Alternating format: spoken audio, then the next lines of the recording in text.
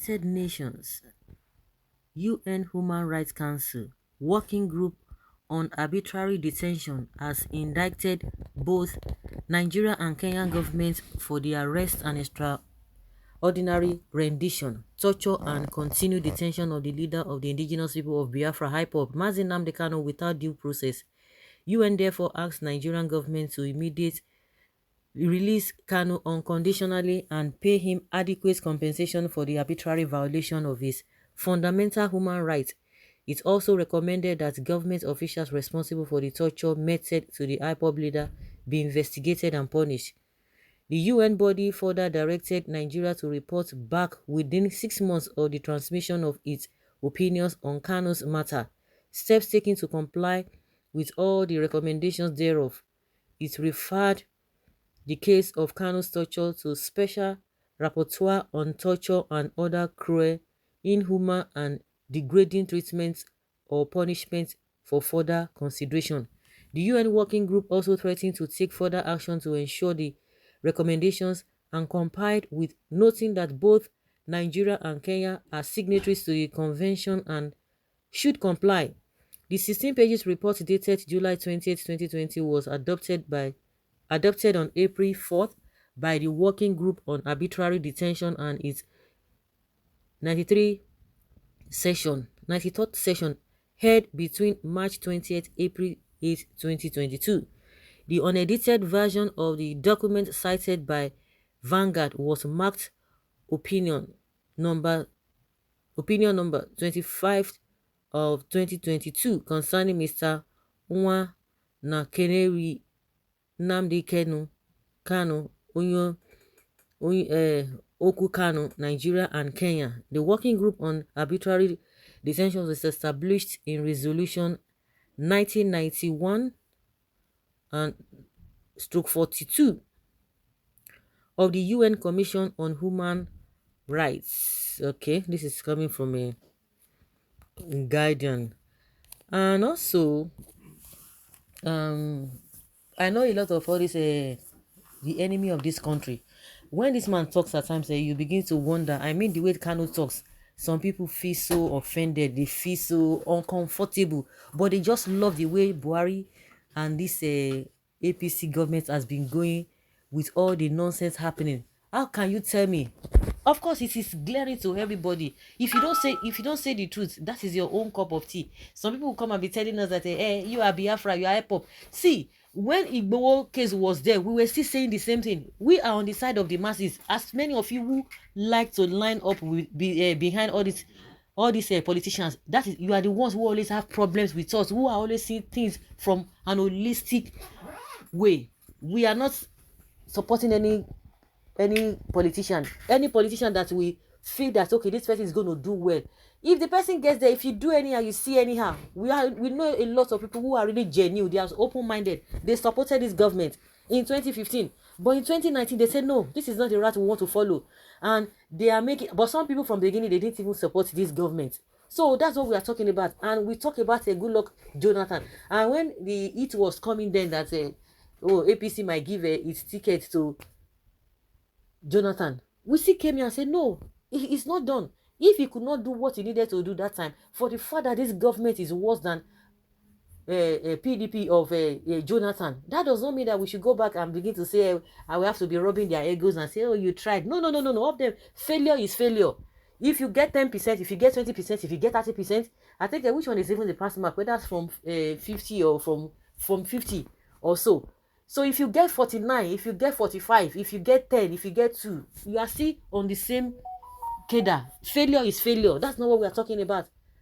So, in as much they could not do well, PDP could not do well, we should not come and be robbing them and trying to tell them that, oh, you tried. They didn't try. All of them didn't try. But just that Buhari case is worse. They came on the mantra of change, which they deceived a lot of people. So for all of you who are always after all these politicians, you always have problems because you always follow them, to a fault. You are so blind that you cannot see things from a holistic angle. And that's a genuine activist. When you see them, they are not friends with any politicians. If you do anything right now, they will support you. And if you begin to change and you begin to appear like television, we're not clear, they don't leave you. They don't get time. It is only psychophants and those who are sentimental to something that is not, to things that are not even relevant. You want to support them, just like a Igbokwe. We have seen a lot of things that these so-called politicians that they are supporting, they have done, and people will still come out with their full chairs, with their both faces, be supporting them and be defending what is not, and you begin to wonder.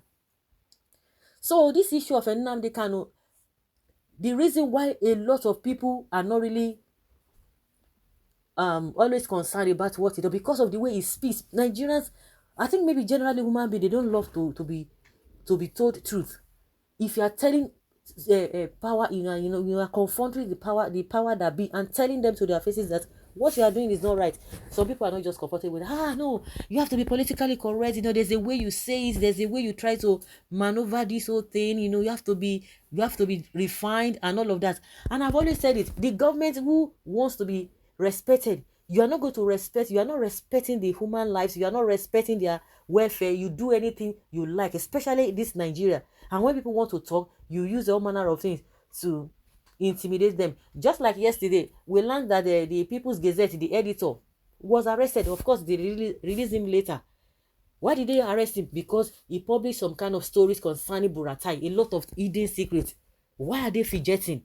And up till now, the federal government has not deemed it fit to even do investigation. But the next thing, and I'm sure the reason why they just arrested him, maybe to caution him and to threaten him, so that he will not come out and be saying all sorts of things. Another person that always come out to bring out everything is Oshiwore, and there's nothing they are going to do about that. But there's some hidden and sophisticated information that Nigerians are supposed to be aware of. But when you rely or depend on these conventional media houses for where you're not going to hear it, I think a lot of people were really happy concerning this issue of bishops that APC went to hire.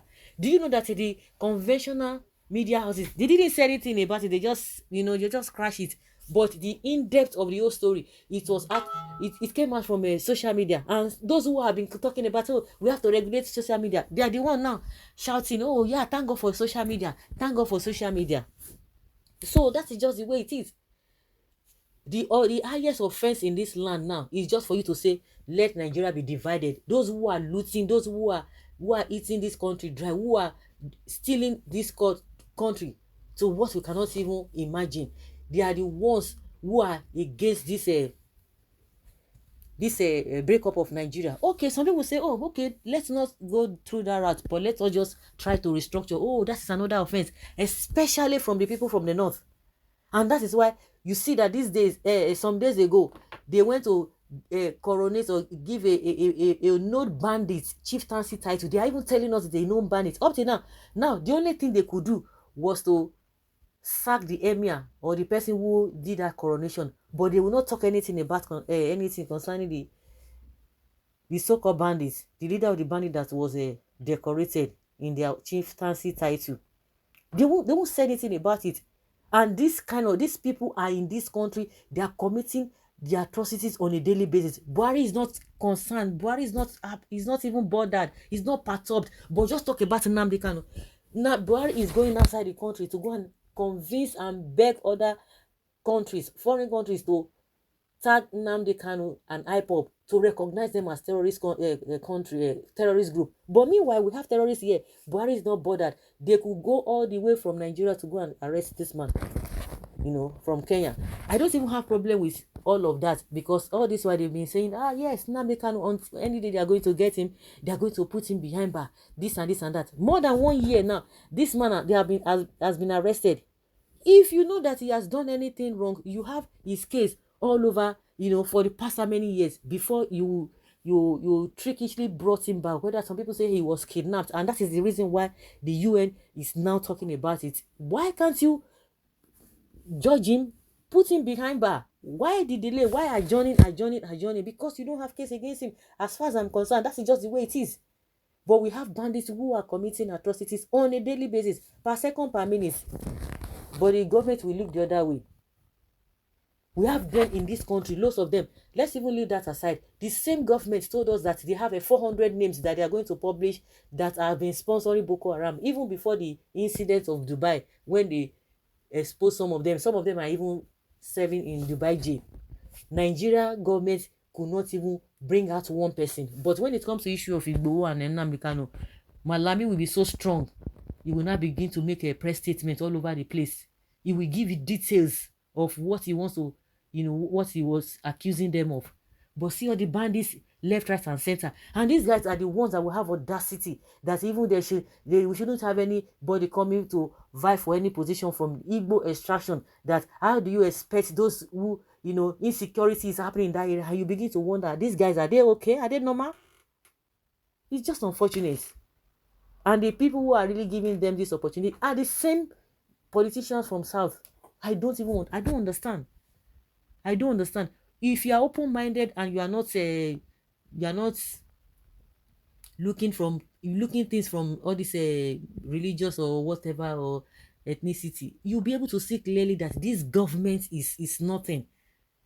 This government is nothing but just to continue to cause problems. We talk about how Nigeria is divided. What is the cause of all these things? All these things could have been happening before he came in 2015. But people were trying to manage it. People were trying to be politically correct. You cannot just pinpoint somebody, okay, you are this, you are that. But Buhari just came with his full chest and began to scatter everywhere. And now he's telling us that he cannot wait to live in 2023. Unfortunately, he's even begging Nigerians to vote for APC so that APC will continue with his agenda. You can imagine. That is to tell you, he does not even understand. He does not even, he's not seeing anything wrong with what we are experiencing now. See, everything is just upside down. It's just unfortunate. It's just unfortunate. You're going to be hearing some people now telling you that, it's good for Nnamdi Kanu, this and this and that. He's going to rot there. He's going to rot there. But meanwhile, bandits are killing all of you all over there. I don't understand this kind of people, honestly. It's just unfortunate. So, guys, let's say your opinion and have your take on this.